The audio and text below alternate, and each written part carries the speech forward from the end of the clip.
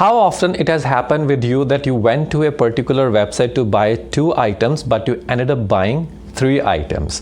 So why did you bought this third item, which anyways wasn't there in your list when you were there on that website to do your shopping? Because you saw this item right in front of you. And how did website made you to buy that item? By using the accurate call to actions. So what are call to actions?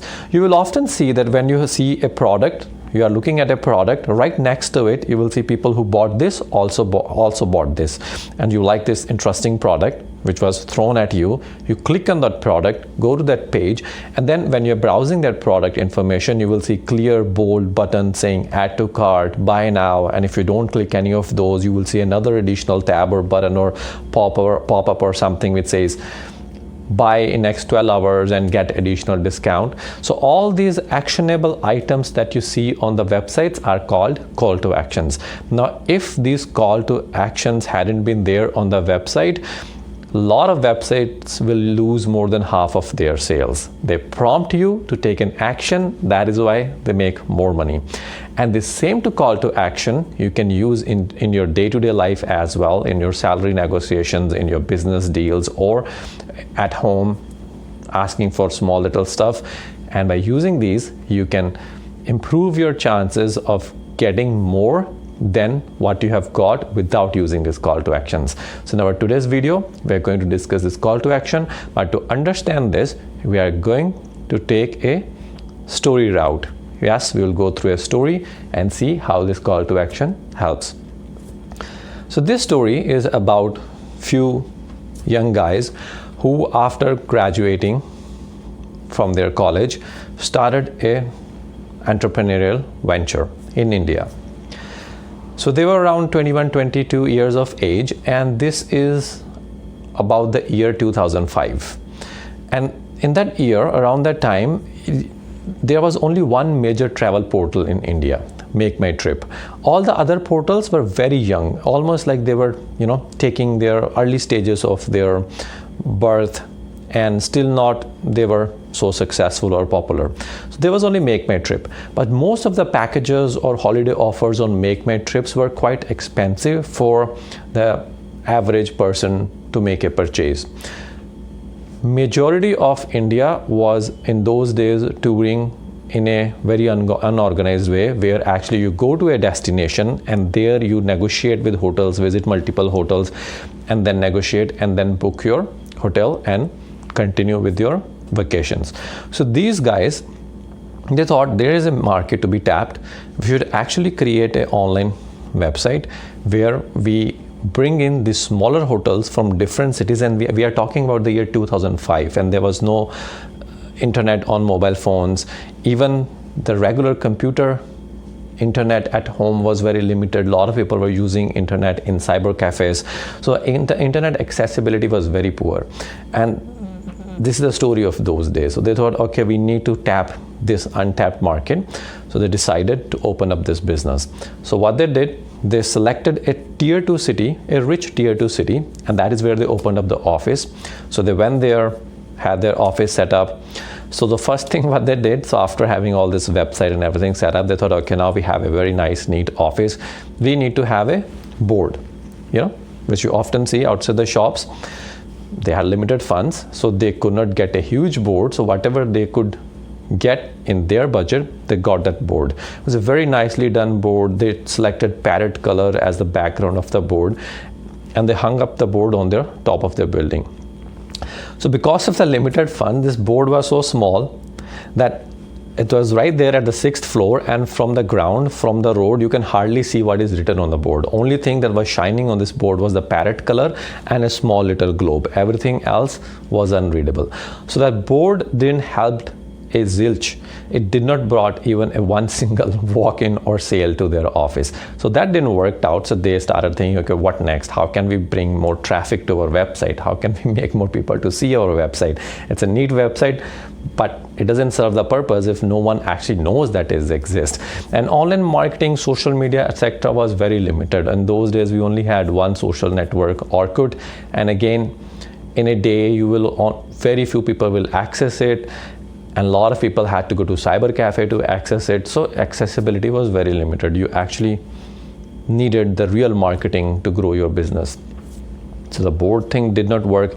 Then they thought a creative idea. They thought, okay, how about we actually rent an elephant, we make the elephant walk through the entire city, we hang the poster on both sides of the elephant, and that way we can make a brand, more like a guerrilla marketing strategy.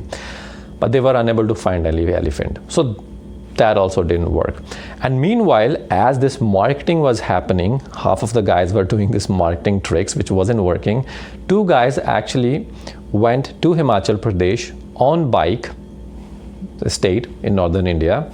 So they went to Himachal Pradesh on bike and thought we will do our own tie-ups with small hotels in Himachal Pradesh. So in exactly 98 hours, they covered the entire Himachal. They were young guys, very excited. So they entered from one side of the Himachal. They went to Shimla, then Chail, then Manali, and they came out of the other side of the Himachal from Dalhousie, Dharamshala, and then came back, entered Punjab from the Pathankot side. So in this 98 hours, there is a lot of interesting tie-ups. In fact, when they actually reached Manali, a hotel manager in Manali, his nickname was Monu.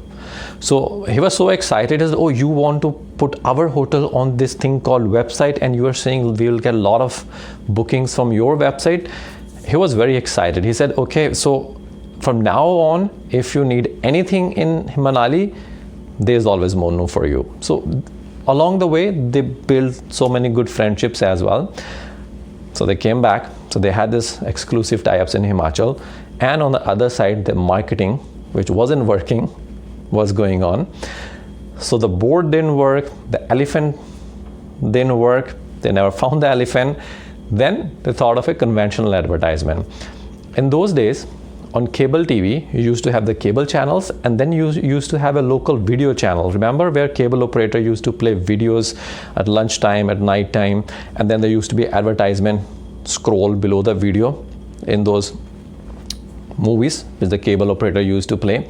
So they thought of advertising on cable TV. So they bought 2 months of advertisement. So cable TV called them and they said, your advertisement is up and running.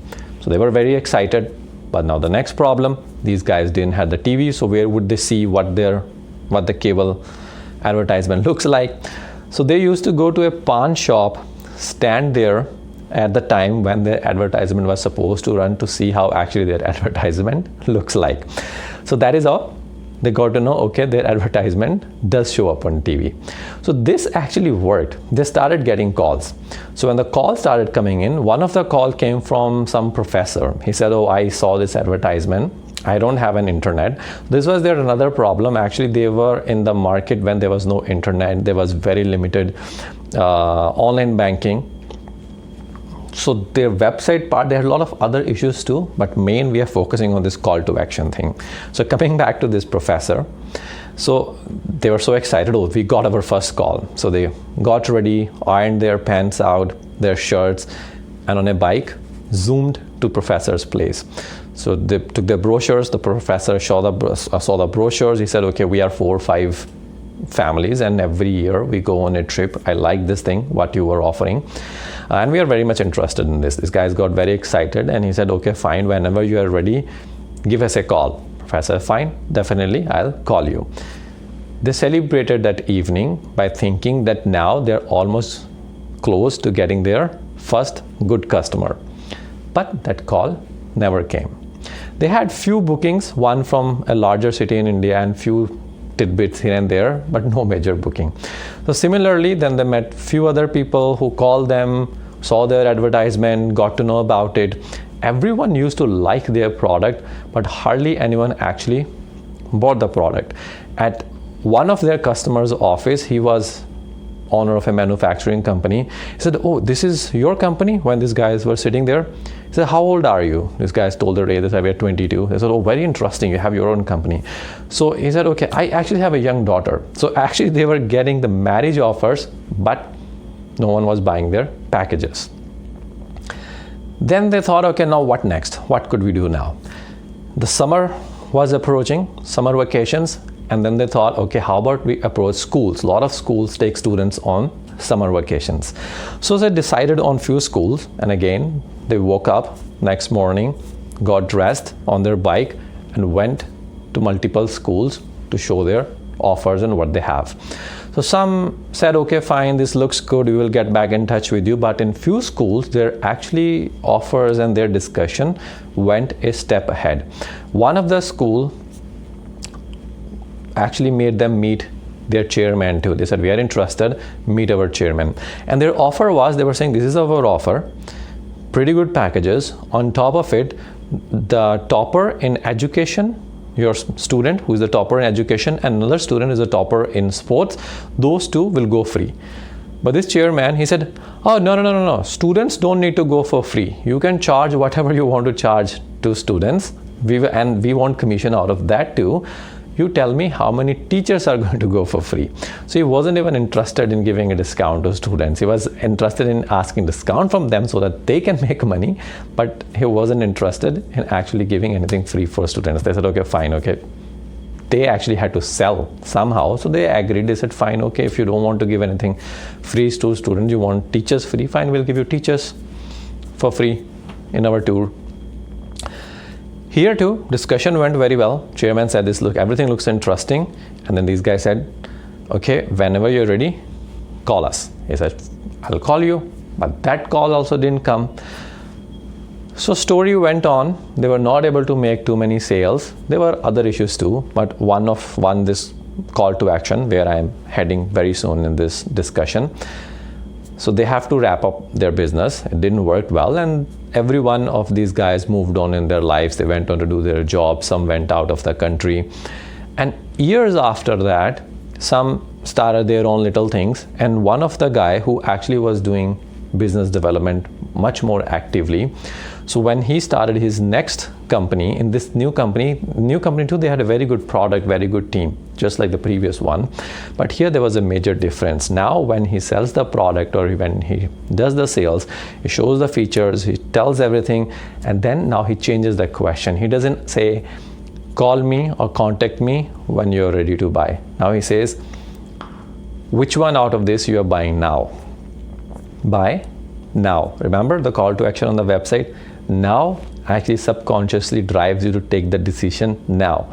So now it's very hard for someone to say no, because you're saying, let me know which one you buy now. Now he or she doesn't have to only say no, but they have to give a reason. Oh, no, I can't buy it right now because of this, or maybe I'll buy it later. If they face this objection, then he was offering them another question on top of it. Okay, how about if you don't want to buy the complete thing, how about you buy a small little package or a trial or something else?